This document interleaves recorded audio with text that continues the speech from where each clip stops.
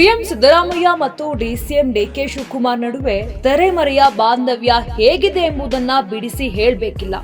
ಆದರೆ ಡಿಕೆ ಶಿವಕುಮಾರ್ ಮತ್ತು ಸಿದ್ದರಾಮಯ್ಯ ನಡುವಿನ ಹೊರ ಜಗತ್ತಿನ ಕೆಮಿಸ್ಟ್ರಿ ಮಾತ್ರ ಎಲ್ಲರನ್ನೂ ಹುಬ್ಬೇರುವಂತೆ ಮಾಡುತ್ತದೆ. ಅದಕ್ಕೆ ಅನೇಕ ಸ್ಪಷ್ಟ ಉದಾಹರಣೆಗಳನ್ನ ಕೂಡ ಕಾಣಬಹುದಾಗಿದೆ.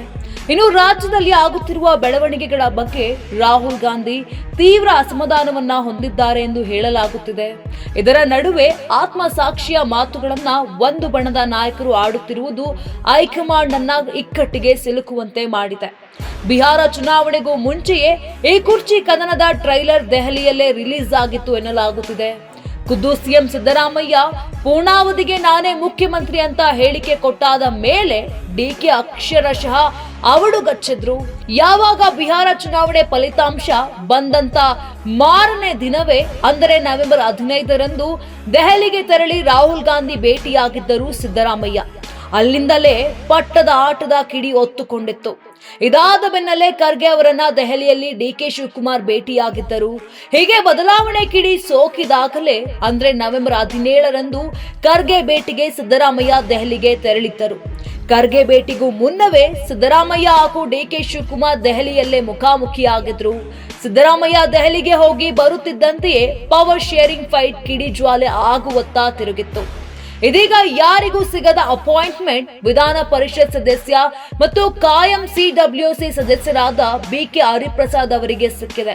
ಸುಮಾರು 20 ನಿಮಿಷಗಳ ಭೇಟಿಯಲ್ಲಿ ಸಾಕಷ್ಟು ವಿಷಯಗಳು ಚರ್ಚೆಯಾಗಿವೆ ಎಂದು ಹೇಳಲಾಗುತ್ತಿದೆ.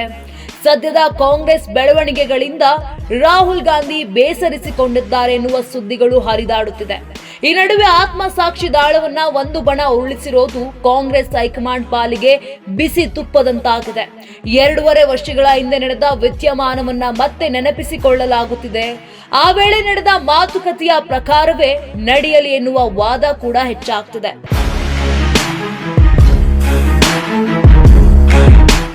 ಇತ್ತೀಚೆಗೆ ಬೆಂಗಳೂರಿನಲ್ಲಿ ನಡೆದ ಮತ್ಸ್ಯ ಮೇಳದಲ್ಲಿ ಡಿಸಿಎಂ ಡಿಕೆಶಿ ಹಾಗೂ ಸಿದ್ದರಾಮಯ್ಯ ಒಟ್ಟಿಗೆ ಭಾಗಿಯಾಗಿದ್ದಾರೆ. ಸಿದ್ದರಾಮಯ್ಯ ಪಕ್ಕದಲ್ಲೇ ನಿಂತು ಮಾರ್ಮಿಕವಾಗಿ ಮಾತನಾಡಿದ್ದ ಡಿಕೆ, ನಾನು ಮೀನುಗಳಿಗೆ ಗಾಳ ಹಾಕುತ್ತಿದ್ದೆ, ಮೀನು ಹಿಡಿಯಲು ತಾಳ್ಮೆ ಬೇಕು ಎಂದಿದ್ರು. ಆದ್ರೆ ಡಿಕೆ ಬ್ರದರ್ಸ್ ಮೌನ ಹಾಗೂ ಸಹನೆಗೆ ನಿಜಕ್ಕೂ ಕಾಂಗ್ರೆಸ್ ನಾಯಕರು ಸೆಲ್ಯೂಟ್ ಮಾಡ್ತಿದ್ದಾರೆ. ಕಾರಣ ಸಿದ್ದರಾಮಯ್ಯನವರು 2ನೇ ಬಾರಿಗೆ ಮುಖ್ಯಮಂತ್ರಿಯಾಗಿ ಪ್ರಮಾಣ ವಚನ ಸ್ವೀಕರಿಸುವ ಮುನ್ನ 4 ಗೋಡೆಯ ಮಧ್ಯೆ ಏನೇನು ನಡೆಯಿತು ಎನ್ನುವ ವಿಚಾರವನ್ನ ಕೆದಕಲು ಸಾಕಷ್ಟು ಜನರು ಪ್ರಯತ್ನ ಪಟ್ಟರು. ಆದ್ರೆ ಡಿಕೆ ಬ್ರದರ್ಸ್ ಆಗ್ಲಿ ಸಿದ್ದರಾಮಯ್ಯನವರಾಗ್ಲಿ ತಮ್ಮ ಆಪ್ತರ ಜೊತೆಯೂ ಇದರ ಬಗ್ಗೆ ಮಾಹಿತಿ ಹಂಚಿಕೊಂಡಿರಲಿಲ್ಲ. ಆದ್ರೀಗ ಎಲ್ಲ ಮೌನ ಮತ್ತು ಸಹನೆ ಆಕ್ರೋಶದ ಕಟ್ಟೆ ಒಡೆಯುವ ಸಂದರ್ಭ ಬಂದೇ ಬಿಟ್ಟಿದೆ ಎನ್ನಲಾಗ್ತಿದೆ. ಹಾಗಾಗಿಯೇ ಇದೀಗ ಕಾಂಗ್ರೆಸ್ನಲ್ಲಿ ಕ್ರಾಂತಿಯ ಕಿಚ್ಚು ಧಗಧಗಿಸುತ್ತಿದೆ. ಇದಕ್ಕೆ ಸಾಕ್ಷಿ ಶಿಡ್ಲಘಟ್ಟ ಕಾರ್ಯಕ್ರಮ. ಚಿಕ್ಕಬಳ್ಳಾಪುರದ ಶಿಡ್ಲಘಟ್ಟದಲ್ಲಿ ಸರ್ಕಾರಿ ಹೈಟೆಕ್ ರೇಷ್ಮೆ ಗೂಡಿನ ಮಾರುಕಟ್ಟೆಗೆ ಜೊತೆಯಾಗಿಯೇ ಶಂಕುಸ್ಥಾಪನೆ ನೆರವೇರಿಸಿದ್ದಾರೆ. ಜೊತೆಯಾಗಿ ಕುಳಿತು ಗುಸುಗುಸು ಮಾತನಾಡಿದ್ದಾರೆ. ಇದೇ ಕಾರ್ಯಕ್ರಮದಲ್ಲಿ ಭಾಷಣ ಮಾಡಿದ್ದ ಡಿಕೆಶಿ ಕೊಟ್ಟು ಹೋಗುವ ಮತ್ತು ಬಿಟ್ಟು ಹೋಗುವ ಮಾತನ್ನು ಹೇಳಿದ್ದಾರೆ. ದೇವರು ನಮಗೆ ಕೊಟ್ಟಿರುವುದು 2 ಆಯ್ಕೆ, ಒಂದು ಕೊಟ್ಟು ಹೋಗುವುದು, ಮತ್ತೊಂದು ಬಿಟ್ಟು ಹೋಗುವುದು. ಹಾಗೆಯೇ ಇವತ್ತು ಏನೇನ್ ಕೊಡಬೇಕೋ ಕೊಟ್ಟು ಹೋಗ್ತಾ ಇದ್ದೇವೆ. ಈ ಕ್ಷೇತ್ರದ ಅಭಿವೃದ್ಧಿಗೆ ಬಿಟ್ಟು ಸಹ ಹೋಗ್ತಾ ಇದ್ದೇವೆ. ನಿಮ್ಮ ಆಶೀರ್ವಾದ ಸದಾ ಇರ್ಲಿ ಅಂತ ಡಿಕೆಶಿ ಹೇಳಿದ್ದಾರೆ. ಅವತ್ತು ಅಧಿಕಾರ ಹಂಚಿಕೆ ಒಪ್ಪಂದದಲ್ಲಿ ಏನು ನಡೀತು ಅನ್ನುವ ವಿಚಾರದಲ್ಲಿ ಕಾಂಗ್ರೆಸ್ಸಿನ ಯಾವ ನಾಯಕರಿಗೂ ಗೊತ್ತೇ ಇಲ್ಲ.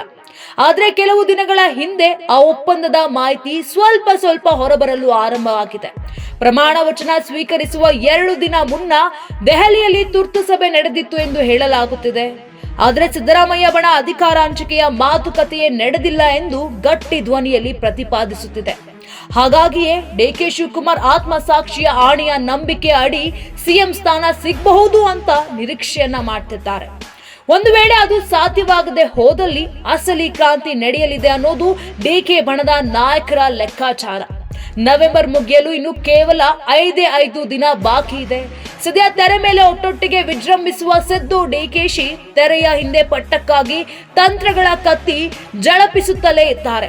ಹೀಗಾಗಿ ಕಾಂಗ್ರೆಸ್ನ ನವೆಂಬರ್ ಕ್ರಾಂತಿ ಕಿಚ್ಚು ಏನಾಗಲಿದೆ ಎಂಬುದೇ ಕುತೂಹಲವಾಗಿದೆ. ಒಂದ್ ಕಡೆ ಅಹಿಂದ ನಾಯಕ ಮಾಸ್ ಲೀಡರ್ ಸಿದ್ದರಾಮಯ್ಯ ಪಟ್ಟು, ಮತ್ತೊಂದ್ ಕಡೆ ಡಿಕೆ ಶಿವಕುಮಾರ್ ಅನ್ನೋ ಟ್ರಬಲ್ ಶೂಟರ್ ಅಪ್ಪಟ ಕಾಂಗ್ರೆಸ್ಸಿಗ, ಅದ್ಭುತ ಸಂಘಟನಾ ಚತುರ. ಈ ಇಬ್ಬರ ಮಧ್ಯೆ ಕಾಂಗ್ರೆಸ್ ಹೈಕಮಾಂಡ್ ನಿಜಕ್ಕೂ ಟೆನ್ಷನ್ ನಿಂದಲೇ ಎಲ್ಲ ವಿದ್ಯಮಾನಗಳನ್ನ ಸೂಕ್ಷ್ಮವಾಗಿ ನೋಡ್ತಾ ಇದೆ. ನೀವು ಸಣ್ಣ ಆಗ್ಬೇಕಲ್ವಾ, ಅದು ಒಂದು ಉತ್ತಮ ಆಹಾರದಿಂದ ಸಣ್ಣ ಆಗ್ಬೇಕಲ್ವಾ. ಪ್ರತಿದಿನ ನಮ್ಮ ಜೀನಿ ಸ್ಲಿಮ್ ನ ಯೂಸ್ ಮಾಡಿ ಯಾವುದೇ ಸೈಡ್ ಎಫೆಕ್ಟ್ ಇಲ್ದಂಗೆ ನೀವು ಸಣ್ಣ ಆಗ್ತೀರಾ. ನಿಮಗೆ ಮಾಧ್ಯಮದಲ್ಲಿ ಕೆಲಸ ಮಾಡುವ ಆಸಕ್ತಿ ಇದೆಯಾ? ಹಾಗಾದ್ರೆ ಕರ್ನಾಟಕ ಟಿವಿ ಡಿಜಿಟಲ್ ಮೀಡಿಯಾದಲ್ಲಿದೆ ನಿಮಗೆ ಒಳ್ಳೆಯ ಅವಕಾಶ. ಆಯ್ಕೆಯಾದವರಿಗೆ ಉಚಿತ ತರಬೇತಿ ಕೊಡ್ತೀವಿ. ತರಬೇತಿ ನಂತರ ಕೆಲಸ ಮಾಡುವ ಅವಕಾಶನೂ ಕೊಡ್ತೀವಿ. ಈ ಕೂಡಲೇ ನಿಮ್ಮ ಮಾಹಿತಿಯನ್ನ ಮೇಲ್ ಮಾಡಿ.